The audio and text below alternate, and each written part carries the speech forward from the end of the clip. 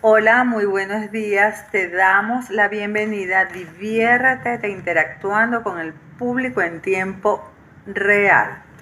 Estamos leyendo La actitud del éxito y lo escribió Carol Dweck.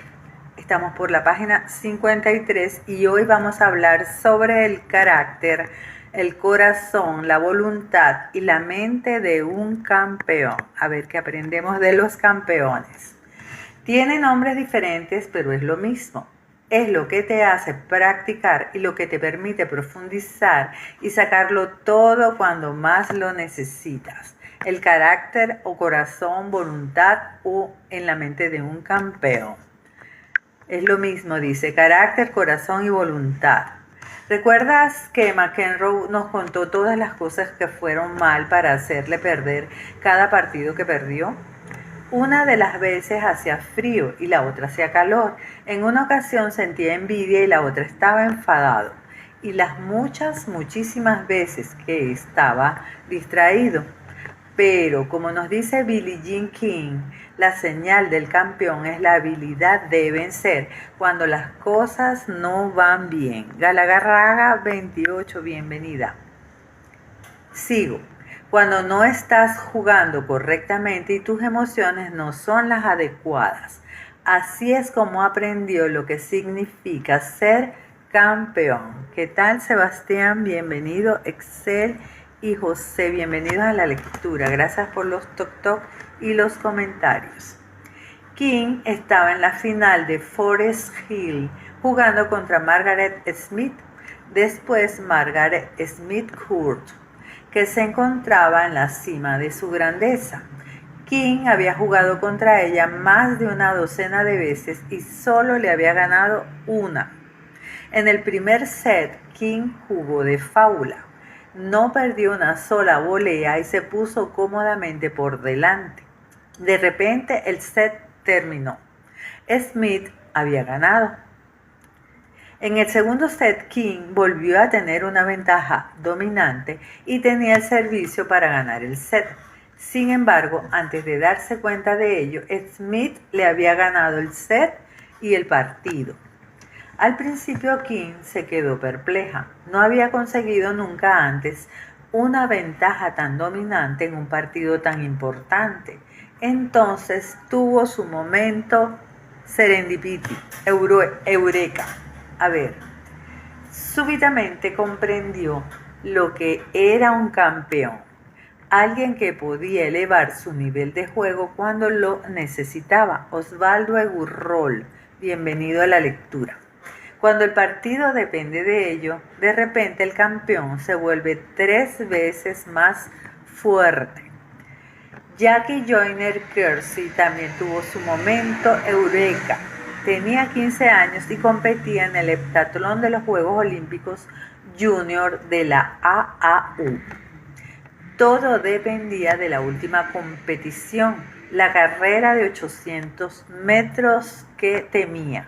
Estaba exhausta y competía contra una corredora de fondo experta cuyos tiempos nunca habían podido igualar. Dios, qué difícil. Esta vez lo hizo. Me sentí como si podía competir contra las mejores deportistas del país, sino que podía llevarme a mí misma a la victoria a fuerza de, oigan esto, voluntad. Esta vez lo hizo. Me sentí como si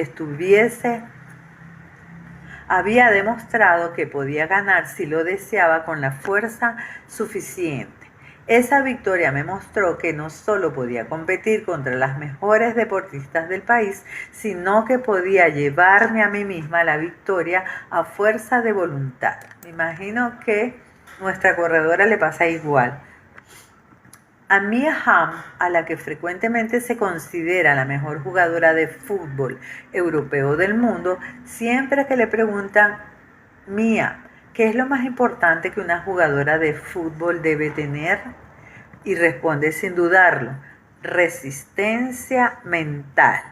Lilian, Teresa y Aarón, bienvenidos a la lectura. Resistencia mental. Y no habla de ningún rasgo innato. Cuando frente a ti tienes a 11 jugadores que se te quieren llevar por delante, Cuando estás cansado o lesionado, cuando los árbitros están en tu contra, no puedes consentir que a tu concentración le afecte nada de eso.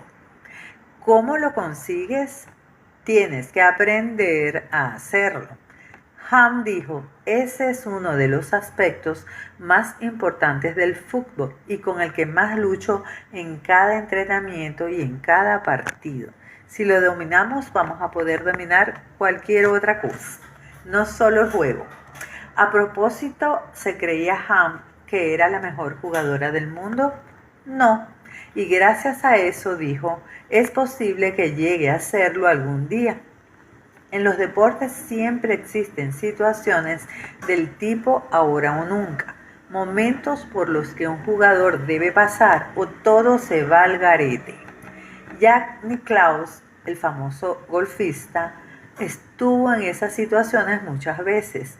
Durante su larga carrera profesional en el circuito PGA, cuando el torneo dependía de que diera un golpe decisivo. Si tuvieses que adivinarlo, ¿cuántos de esos golpes crees que fallé o que falló? Y la respuesta es uno solito. Esa es la mentalidad de ser un campeón. Así es como gana partidos alguien que no tiene tanto talento como sus adversarios. Pedro Rafael y Marta Ramírez, gracias por estar en la lectura. En cierta ocasión, cuando Wooden era todavía un entrenador de equipos de instituto, un jugador se disgustó porque no lo había incluido en los partidos importantes. Eddie Pavelski, el jugador mencionado, suplicó a Wooden que le diera una oportunidad y ese transigió. Vale, Eddie, te doy una oportunidad. Empezaremos contra el Instituto Fort Wayne Central mañana por la tarde. Wooden nos dice, de repente me quedé preguntándome de dónde me habían salido esas palabras. Había 3 equipos empatados en una lucha por el número 1 de Indiana. Uno de ellos era el suyo y otro era el Fort Wayne Central, el rival del partido del día siguiente. La noche siguiente Wooden empezó con Eddie. Creía que el muchacho duraría 1 o 2 minutos como mucho, especialmente porque delante tenía Armstrong, el jugador del Fort Wayne, con fama de ser el más duro del estado. Wooden nos cuenta, Eddie lo destrozó prácticamente. El total de puntos de Armstrong fue el más bajo de su carrera. Eddie anotó 12 puntos y nuestro equipo exhibió el mejor juego de toda la temporada. Pero además de la puntuación que consiguió, su defensa, sus rebotes y su juego fueron excelentes. Lo demostró. Eddie no volvió a estar en el banquillo nunca más y fue nombrado el jugador más valioso de los años siguientes. Todas estas personas tenían carácter. Ninguna de ellas creyó que fuese alguien especial nacido con el derecho a ganar. Eran personas que trabajaron mucho, que aprendieron a mantener su concentración bajo presión y que dieron de sí más allá de sus habilidades ordinarias cuando tuvieron que hacerlo. Ese es el secreto. Alexander, Marta y CR7. Héctor Espinola, bienvenido a la lectura. Permanecer en la cumbre. Esto debe ser lo más complicado. El carácter es lo que hace que llegues a la cumbre y permanezcas en ella.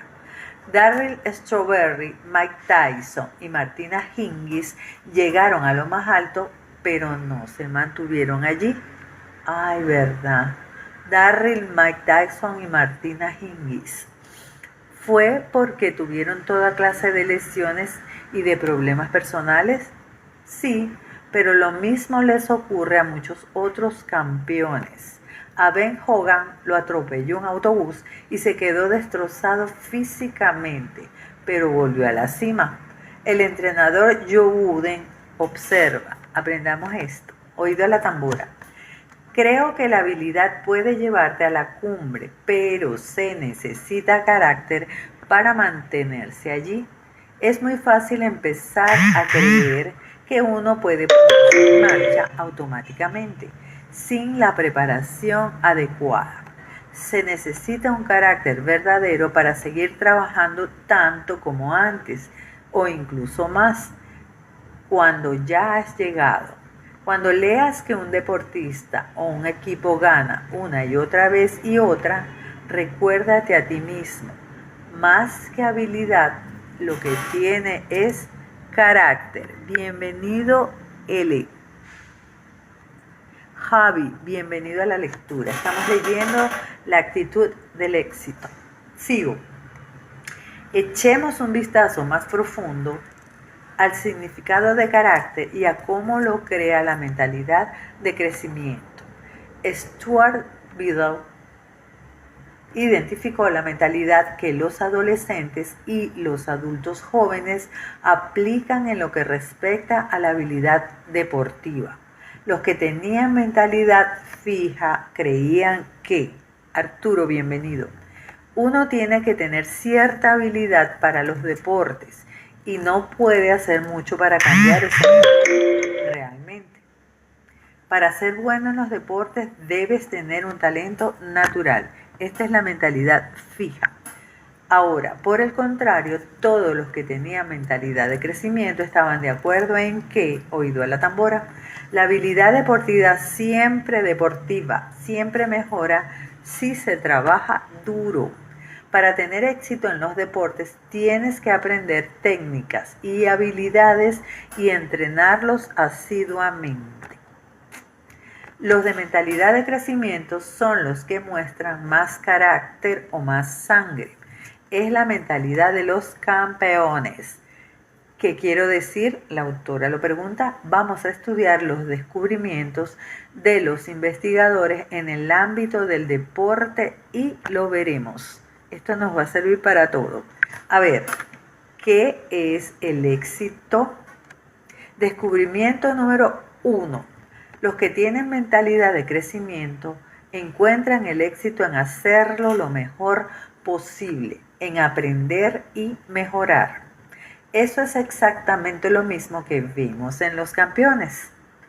Jackie Joyner Kersee nos dice, para mí la alegría del deporte no ha estado nunca en ganar. Tengo la misma felicidad cuando juego que la que tengo por los resultados. Lo he escuchado muchas veces.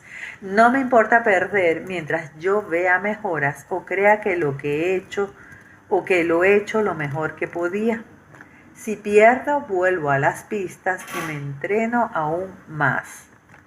No se derrota, no se siente fracasada. Esta idea que el éxito personal se da cuando trabajas lo más que puedes para convertirte en lo mejor que puedes ser, era capital en la vida de John Wooden. De hecho, él mismo nos dice, hubo muchísimos partidos que me proporcionaron tanto placer como cualquiera de los 10 campeonatos nacionales que ganamos, simplemente porque nos preparamos a fondo y jugamos muy cerca de nuestra máxima calidad de juego. Sigo. Tiger Woods y Mia Hamm son dos de los competidores más empedernidos que hayan existido jamás. Les encanta ganar, pero lo que más cuenta para ellos es el esfuerzo que hacen, incluso cuando no ganan. Pueden estar orgullosos de ello. McEnroe y Bing no podían. Si perdían, se desinflaban. Después del torneo Master de 1998, Woods se sentía decepcionado porque no pudo repetir su victoria del año anterior, pero se sentía bien por el resultado de sus 10 mejores partidos. He mojado bien la toalla esta semana. Estoy muy orgulloso de la manera en que me he comportado. O después del abierto británico en el que acabó tercero. A veces uno obtiene más satisfacciones de llegar a una puntuación cuando las cosas no son completamente perfectas, cuando no te sientes muy bien con tu swing. ¿Qué tal? Wood es un hombre enormemente ambicioso, quiere ser el mejor y el mejor que haya existido jamás. Pero mi mejor yo es un poquito más importante. Susi, bienvenida a la lectura. Por su parte, Mia Hamm nos cuenta, aprendamos de los campeones. Si después de cada partido o entrenamiento sales del campo sabiendo que has dado de ti todo lo que tienes, siempre serás un vencedor. ¿Por qué se enamoró de su equipo el país entero? Vieron que amamos lo que hacemos y que en cada partido nos entregamos por completo. Para aquellos que tienen una mentalidad fija, el éxito tiene que ver con imponer su superioridad pura y simplemente, en ser ese alguien que es más valioso que los don nadie. Dice McEnroe, que es de mentalidad fija. Hubo una vez, tengo que admitirlo, en que tenía tan hinchada la cabeza de orgullo que apenas si cabía por la puerta. ¿Dónde se dice algo del esfuerzo y de los progresos personales? En ningún sitio. Hay gente que no quiere ensayar y que solo desea actuar en escena. Otra gente quiere ensayar a algo 100 veces antes. Yo soy del primer grupo.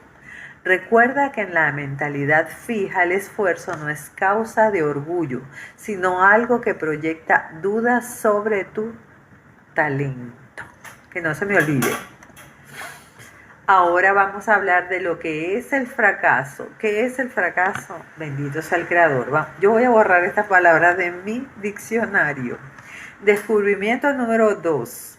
A los que tienen mentalidad de crecimiento, los contratiempos les parecen inspiradores y muy instructivos. Son un toque de atención. Esto me encanta, las historias de Michael Jordan. Te lo digo crudo. Una sola vez intentó Michael Jordan avanzar sin esfuerzo. Ocurrió el año que volvió a los Bulls tras su periodo como beisbolista, que no le fue tan bien, y trabajó con Osvaldo Guillén y aprendió la lección. Los Bulls fueron eliminados en la liguilla clasificatoria. Jordan manifestó: uno no puede dejarlo y creer que a este juego se pueda volver y dominarlo. A partir de ahora estaré preparado física y mentalmente. Rara vez se dicen palabras más ciertas. Los Bulls ganaron el título de campeones de la NBA los 3 años siguientes. Sigo. Michael Jordan acepta sus fallos. De hecho, en uno de sus anuncios favoritos para Nike, dice: he fallado más de 9,000 lanzamientos a canasta. He perdido casi 300 partidos. Me han confiado 26 veces que hiciera el lanzamiento decisivo para ganar el partido y he fallado. Puedes estar seguro de que cada una de esas veces volvió a la cancha y ejercitó el lanzamiento 101 veces. Por eso me encanta Michael Jordan. Mi hijo diseñó una revista sobre su vida deportiva y le quedó bella. Lo puedes ver en Renata Tiendas Virtuales por YouTube, Instagram y TikTok. Sigo con historias de campeones, contando sus experiencias.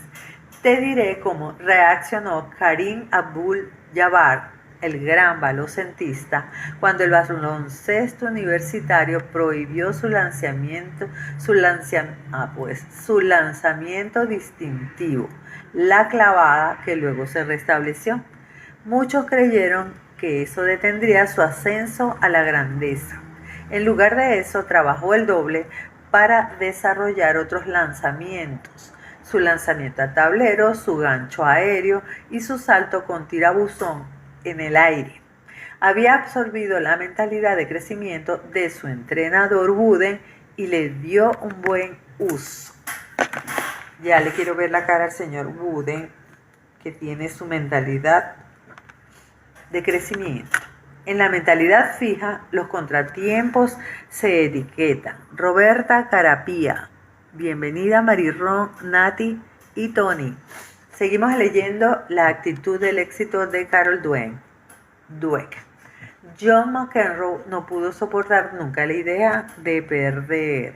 Y la idea de perder contra un amigo o pariente era todavía peor. Eso le haría ser menos especial.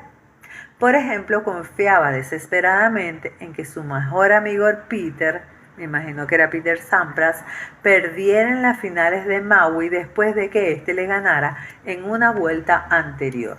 Lo deseaba tanto que no pudo ver el partido. En otra ocasión jugó contra su hermano Patrick en la final en Chicago y se dijo a sí mismo: "Ay Dios, si Patrick me gana se acabó. Me voy a tirar desde la Torre Sears, el rascacielos más alto de Chicago". Así es como le motivó el fracaso. En 1979 jugó dobles en Wimbledon. No volvió a jugar dobles los siguientes 20 años. ¿Por qué? Porque él y su compañero de equipo perdieron 3 sets seguidos. Además, McEnroe perdió su servicio 2 veces cuando ninguno de los otros lo perdió ni una sola vez. Eso fue la vergüenza definitiva, qué necio. Me dije, se acabó, no volveré a jugar otra vez, no puedo con ello, no puedo con esto. En 1981 se compró una maravillosa guitarra negra Les Paul. Aquella semana fue a ver a Buddy Guy, que tocaba en el Checkboard Lounge de Chicago. En lugar de sentirse inspirado a recibir clases o a ensayar, McEnroe volvió a su casa y destrozó la guitarra que malcriada. Así fue como motivó el fracaso a Sergio García, otro niño bonito con problemas de mentalidad. García se había hecho con el golf, con sus grandes golpes y sus modales encantadores y aniñados. Parecía un Tiger Woods más joven, pero cuando su rendimiento se hundió, lo mismo hizo su encanto. Despidió a un caddy detrás de otro, culpándolos de todo lo que fuese mal. Una vez le echó la culpa a su propio zapato porque resbaló y falló un golpe. Para castigar al zapato lo pateó y lo arrojó lejos. Desgraciadamente casi golpeó a uno de los espectadores. Estos son los remedios ingeniosos que tiene la mentalidad fija para el fracaso. Qué feo. Lali, bienvenida a la lectura. Niurka también. Ali y Elisa. Estamos leyendo La actitud del éxito. Nos quedan solo 2 minutitos y creo que podemos llegar a leer completo. Hacerse cargo del éxito. Descubrimiento número 3. La gente con mentalidad de crecimiento en los deportes, como ocurre con la química del curso preparatorio de medicina, se hace cargo del proceso que lleva al éxito y que lo mantiene. ¿Cómo es que el talento de Michael Jordan no parecía que fuera decayendo con la edad? Había perdido cierta resistencia física y agilidad con los años, como es natural, pero para compensarlo trabajó incluso más en los ejercicios y en sus movimientos, como el lanzamiento con tirabuzón en el aire y su famoso salto menguante. Llegó a la lista como un experto en mates y salió de ella como el jugador más completo que jamás honró al deporte. Nunca se rindió. Wood también se hizo cargo del proceso. El golf es como un amante caprichoso. Cuando crees que lo has conquistado, seguro que te deja abandonado. El famoso entrenador Butch Harmon dice: el swing del golf es prácticamente lo que está más lejos de una disciplina deportiva perfeccionable. Los swings más seguros son solo relativamente repetibles. Nunca dejan de ser un trabajo sin acabar. Esa es la razón de que las estrellas del golf solamente ganen algunas veces y puede ser que no ganen durante mucho tiempo. Y esto le ocurrió a Woods incluso en lo más alto de su carrera. También es la razón de que hacerse cargo del proceso sea una tarea tan importante. Raku, Osma, Richard, bienvenidos. Teniendo presentes esas ideas, el padre de Woods se aseguró de enseñarle a controlar su atención y la estrategia de sus partidos. Hacía ruidos fuertes o arrojaba objetos justo cuando el pequeño Tiger estaba a punto de golpear la bola. Eso lo ayudó a no distraerse. ¿Conocemos a alguien que le habría sacado provecho a este tipo de entrenamiento? Yunilda Rondón, bienvenida a la lectura. Cuando Tiger tenía 3 añitos, su padre ya lo enseñaba cómo controlar los partidos. Cuando el pequeño lanzaba la bola tras un gran grupo de árboles, el señor Woods le preguntaba qué plan tenía. Woods continuó lo que empezó su padre, al tomar el control de todos los aspectos de su juego. Experimentaba constantemente lo que funcionaba y lo que no, pero también tenía un plan a largo plazo que lo guiaba. Conozco mi juego, sé lo que quiero conseguir y sé cómo llegar a ello. Esto funciona para todo. Al igual que Michael Jordan, Woods controlaba lo que le motivaba.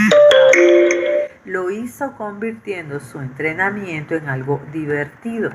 Me encanta practicar los lanzamientos, hacer que vayan para allá o para acá y demostrarme a mí mismo que puedo dar cierto golpe en cuanto lo necesito.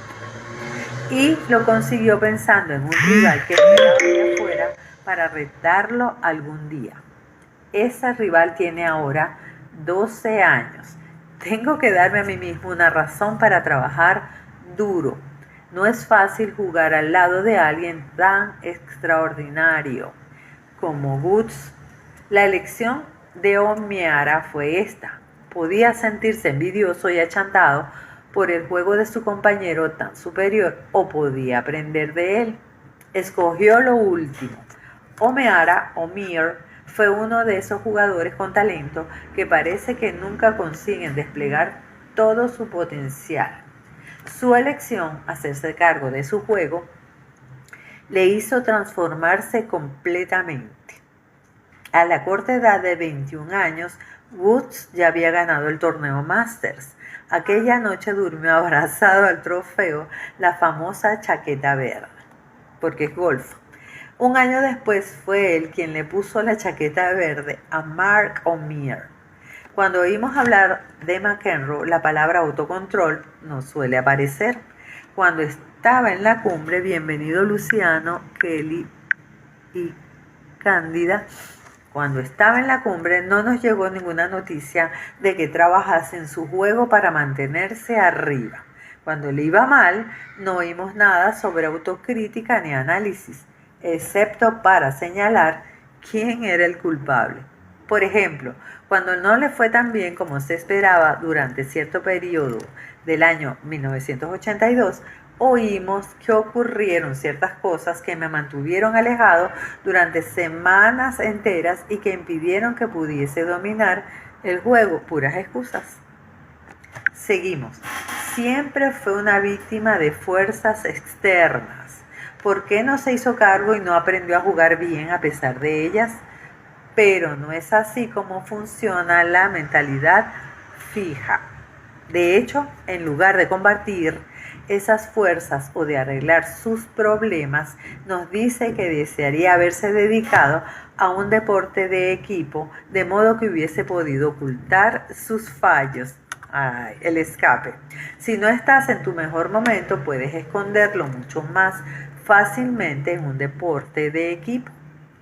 Reconoce también McEnroe que sus berrinches en la pista eran a menudo una forma de encubrir sus fallos, pero solo conseguía que las cosas empeoraran. Entonces, ¿qué hacía? Nada de nada. Le habría gustado que alguien lo hubiera hecho por él. Cuando no puedes controlarte a ti mismo, terminas por querer que alguien lo haga por ti. En esos momentos era cuando echaba mucho de menos ser parte de un equipo. Los demás habrían trabajado conmigo y me habrían guiado. O también el sistema consintió que me saliese con la mía cada vez más. Lo malcriaron. En realidad me gustaba cada vez menos. Estaba enfadado con el sistema. Mira, John, esa era tu vida. ¿Has pensado alguna vez en hacerte responsable de ella? Mari Moreno, Rosy, Fernando y Osma, bienvenidos. O también el sistema, ajá, no. ¿Has pensado alguna vez en hacerte responsable de ella? No, porque en la mentalidad fija uno no toma el control de sus habilidades ni de su motivación. Simplemente espera que su talento lo resuelva todo. Y cuando no lo hace, bueno, ¿qué se podría haber hecho entonces? Uno no es un trabajo inacabado, sino un producto terminado. Y los productos terminados tienen que protegerse a sí mismos, quejarse y culpar. Lo que sea menos cambiar. Tremenda lección. Vamos a dejar la lectura en la página número 56 y la continuamos el lunes a las 8 de la mañana hora de Venezuela. Dejo esto colgado en Instagram, TikTok y YouTube. Y el libro se llama La actitud del éxito. Muchísimas gracias por estar allí. Un besito, feliz fin de semana. Gracias, gracias.